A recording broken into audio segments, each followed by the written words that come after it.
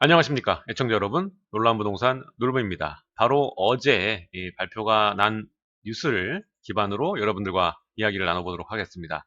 바로 이 저번 시간에 전월세 상한제에 대한 이야기를 하면서 추가적으로 나올 수 있는 여러 가지 정책들을 이야기를 했었는데, 그 중에 하나가 바로 이 계약갱신 청구권입니다.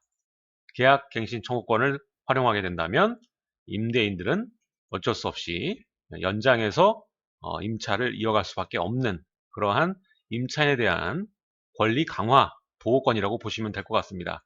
따라서 오늘은 이 계약갱신 청구권이 발효가 되게 되면, 시작이 되게 되면 시장에 줄 수 있는 영향은 어떤 것들이 있는지 살펴보도록 하고요.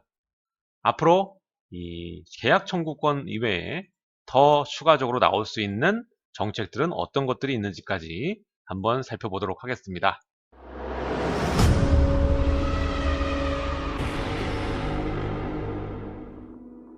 자, 제 채널을 애청하시는 여러분들은 부동산에 대한 관심이 많으신 분들이기 때문에 이 기사를 다 접해보셨을 거라고 생각이 됩니다. 자, 일단 이 계약갱신 청구권은 이미 예고가 되었던 부분입니다. 단기간에 나온 것이 아니라는 거죠. 이전부터 준비가 되었던 부분이라는 겁니다. 전월세 상한제, 이전 영상에서 얘기를 다뤘었죠. 이 영상을 다시 보실 분은 우측 상단에 카드를 올려놓을 테니까 이 영상도 함께 감상하시면 될 것 같고요. 전월세 상한제와 이번에 계약갱신 청구권이 이미 예고가 된 상황이었고요. 특히 이 국토부 장관의 주요 공약 내용이었습니다.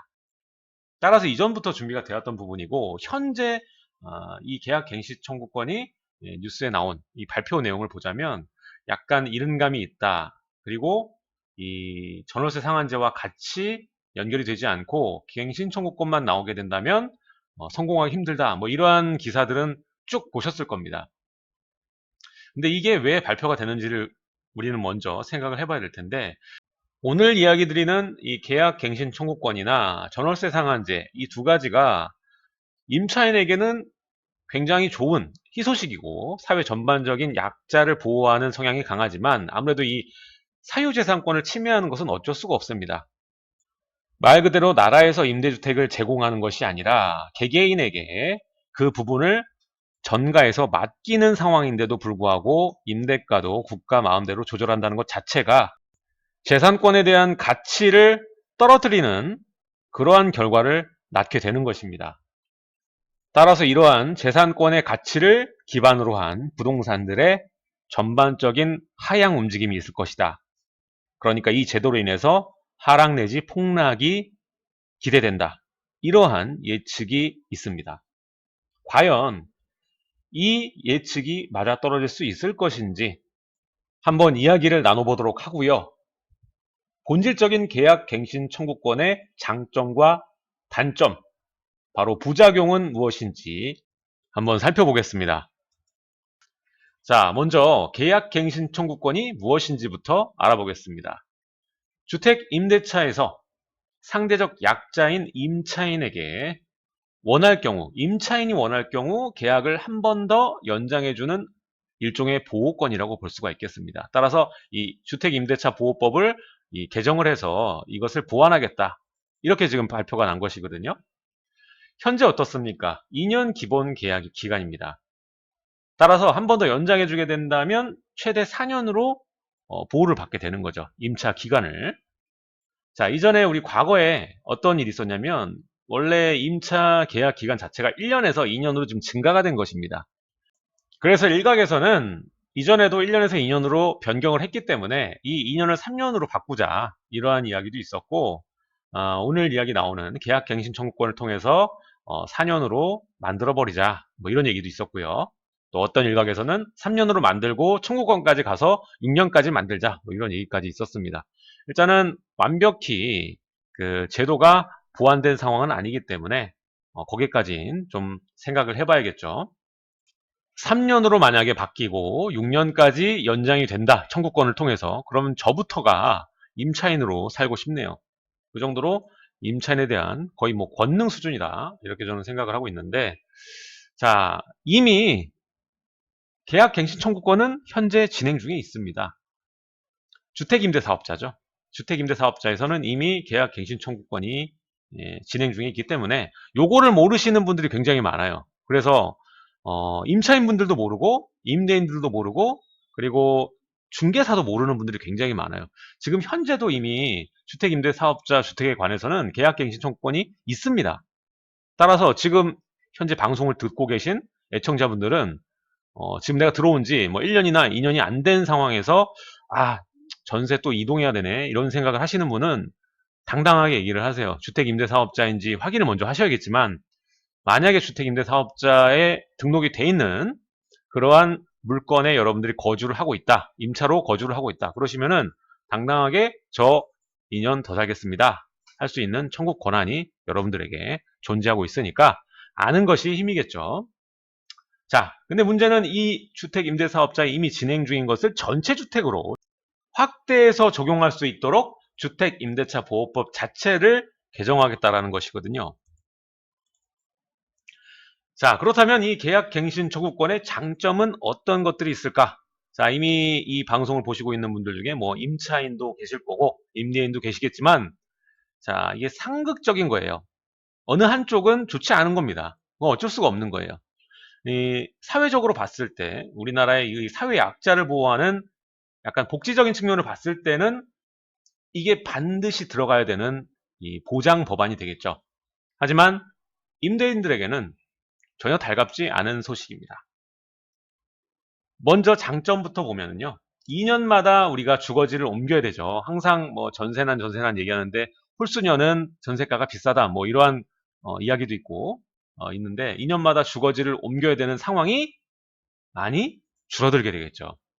그렇게 되면 당연히 서민 주거 안정에 기여를 할 수 있는 게 바로 계약갱신 청구권입니다. 그러다 보니까 포퓰리즘적인 정책이다 이렇게 얘기를 하고 있는 거고요. 또 하나, 또 2년마다 신규 계약에 임해야 되는 상황이 많죠. 보통 이 전세금을 올리고 막 이러다 보니까 올려주기 싫어서 그 금액에 똑같이 맞춰서 갈 수 있는 바로 옆에 있는 단지 가거나 뭐 이러한 상황이 많아서 계약 수가 많습니다. 그러다 보니까 새로운 계약이 많이 존재해진다라는 것, 계약량이 늘어난다는 것은 어떻게 보면 전세금을 오르게 하는 상황을 만들어줄 수 있는 계기가 되거든요. 따라서 계약갱신 청구권의 장점으로도 적용할 수 있는 것이 전세금이 또 크게 올라가는 상황을 줄어들게 만들 수 있는 하나의 요인이 될 수 있다라는 거죠. 어쨌든 간에 서민 주거 안정에 기여하고 전세금을 안정시키는데 기여를 할 수 있는 이 제도임에는 분명합니다. 또한 이 임차 금액뿐만 아니라 실수요가 강한 지역의 저평가 지역의 경우에는 전세 가격이 이 매매 가격을 리드하는 지역들이 많습니다. 따라서 이 계약갱신 청구권이 발효가 되게 된다면 이러한 지역, 전세 가격을 기반으로 매매가가 오르는 지역 같은 경우에도 매매 가격 안정에 기여가 될 수 있겠죠. 여기까지만 들으면 하지 말아야 될 이유가 전혀 없는 그러한 좋은 제도라고 볼 수가 있습니다. 그럼 계약갱신 청구권의 단점은 과연 어떤 게 있을까? 이게 단점이 있긴 한 걸까? 한번 살펴보도록 하겠습니다. 자, 첫 번째, 임대주택 공급을 저하시키는 요인이 될 수 있습니다. 앞서 말한 대로 한쪽의 권능이 강해지게 된다면 반대쪽 세력은 약해질 수밖에 없습니다. 따라서 임대주택을 공급하는 입장에서는 그만큼 임대주택을 공급할 만한 이유가 감소하게 되므로 공급 자체가 줄어들 수밖에 없게 되는 겁니다. 여러분들이 저렴한 가격에 살든 비싼 가격에 살든 누울 자리가 있고 임차로 거주할 수 있다는 것은 바로 이러한 임대주택을 공급하는 투자자가 있기 때문입니다. 우리가 투자는 왜 할까요? 투자에 걸맞는 수익을 창출할 수 있기 때문에 투자를 하게 되는 것입니다. 그런데 그 수익에 해당하는 것이 바로 임대보증금과 임차 금액이겠죠. 하지만 계약갱신 청구권은 그의 반대말입니다. 따라서 사유재산권의 과도한 침해는 결국 투자 축소를 불러올 수밖에 없다라는 거죠. 자, 그리고 아까 말씀드린 대로 계약갱신 청구권은 임차인들의 권리를 강화시켜주는 보호법에 속합니다. 따라서 임차인에겐 좋은 법안이라는 거죠. 아까도 농담처럼 제가 이야기를 했지만 지금 2년 기본 계약이 3년으로 바뀌고 또 계약 갱신 청구권까지 생겨나게 된다라면 6년을 보장받을 수가 있는데 저부터가 전세 살고 싶다 이렇게 얘기를 했었죠. 이렇듯 매매보다는 임차를 선호하는 임차 선호자들이 증가할 수밖에 없게 됩니다. 따라서 투자자는 줄어서 임대주택은 줄고 반대로 임차 선호자는 증가하고 벌써 여기서부터 불균형이라는 말이 나올 수밖에 없는 겁니다. 이제까지 15차례가 넘는 여러 가지 규제들이 나오면서 이 부동산에 대한 시장 생태계가 굉장히 무너진 모습을 두 눈으로 우린 똑똑히 목격을 하고 있습니다. 더 좋아지는 게 아니라 더 나빠졌습니다. 과연 이번 계약갱신 청구권 그리고 이어질 전월세 상한제까지 이것들이 과연 좋은 결과를 낳을지 미지수입니다. 사실 이번 이 계약갱신 청구권과 전월세 상한제 발표는 결국에는 임대사업자 등록하라는 소리입니다. 임대사업자 등록을 해서 어차피 이러한 제도권 안에 전체 주택이 들어갈 거니까 임대사업자를 등록해서 그나마 받을 수 있는 혜택들 챙겨가라 이 뜻이거든요. 자, 그럼 이러한 단점들과 부작용이 최대한 생기지 않도록 할 수 있는 방법은 어떤 것들이 있을까? 이것이 있어야 이 계약갱신 청구권이 제대로 된 효과를 보일 수 있을 것입니다. 자, 먼저 아까 말했듯이 지속적인 공급이 수반이 돼야 됩니다. 따라서 임대사업자에 대한 그리고 이 임차인에게 공급을 해주는 임대주택을 공급하는 이 투자자에게 그에 걸맞는 혜택 강화를 통해 밸런스를 맞추는 것이 상당히 중요하다고 생각을 합니다. 그리고 또 하나 중요한 것은 이 계약갱신 청구권 하나로 큰 효과를 보기 어렵다는 데 있습니다. 자, 생각을 해보시면 계약갱신 청구권이 생기면 4년 동안 임대인들은 임대보증금 상승에 있어서 매우 제한적으로 바뀔 수밖에 없습니다. 따라서 그 4년의 기간이 지나게 되면 급격한 임대 상승을 야기할 수도 있게 됩니다. 따라서 전 시간에 얘기했던 이 전월세 상한제와 결합해서 하지 않게 된다면 큰 효과를 거두기 굉장히 어렵다는 말이 되는 거죠. 그리고 전월세 상한제와 계약갱신 청구권 결합의 경우에도 임대주택의 감소와 임차 수요의 증가는 거의 확실한 부분이기 때문에 앞서 말씀드린 바와 같이 임대사업자에 대한 밸런스, 혜택 강화 등 같은 밸런스를 맞춰서 수급을 맞출 수만 있다면 장기적으로 이 전월세 상한제와 계약 갱신 청구권으로 인해서 임대차 시장 안정을 가져올 수 있다고 볼 수가 있겠습니다. 자, 일각에서는 이번 발표로 인해서 계약 갱신 청구권과 전월세 상한제가 들어와 버리면 부동산은 끝났다.